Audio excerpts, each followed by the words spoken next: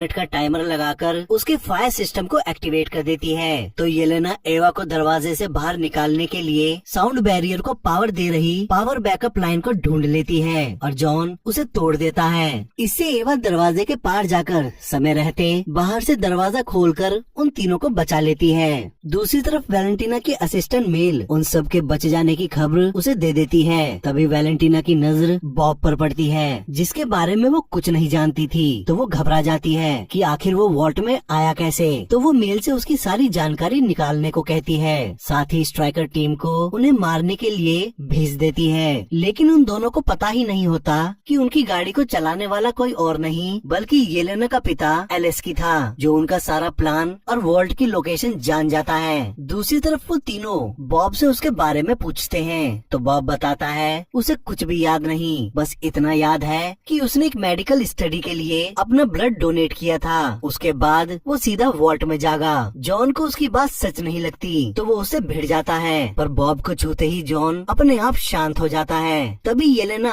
दोनों को अलग करके माहौल को संभाल लेती है। फिर वो बॉब को समझाती है कि हम बस एक टीम बनकर ही यहाँ से निकल पाएंगे। इतने में जॉन वहाँ बनी लिफ्ट की मीनार वाली दीवार को तोड़कर रास्ता बना देता है, लेकिन मेन पावर कट हो जाने की वजह से लिफ्ट बंद पड़ी होती है। तो जब किसी को ऊपर चढ़ने का रास्ता नहीं सूझता तभी बॉब सबको एक दूसरे की पीठ जोड़कर सारी ताकत पैरों में लगाकर एक साथ ऊपर चढ़ने की सलाह देता है और सब ऐसा ही करके धीरे धीरे ऊपर चढ़ने लगते हैं। वहीं दूसरी तरफ मेल वैलेंटीना को बताती है कि बॉब मलेशिया वाले रिसर्च सेंटर में एक वॉलंटियर था। तो वैलेंटीना कहती है जिस किसी भी इंसान पर ये एक्सपेरिमेंट हुआ था वो सभी मारे जा चुके थे, कोई नहीं बचा। तभी उसको एहसास होता है कि बॉब इस एक्सपेरिमेंट में नहीं मरा क्योंकि उस पर ये एक्सपेरिमेंट कामयाब हो गया था। इधर जॉन ऊपर चढ़ने के चक्कर में अपनी सपोर्ट छोड़ देता है। इससे बाकी तीनों नीचे गिरने लगते हैं, पर वो एक दूसरे को हवा में पकड़कर बचा लेते हैं। अब जॉन सबको धीरे धीरे ऊपर खींच लेता है। जॉन की ये हरकत किसी को पसंद नहीं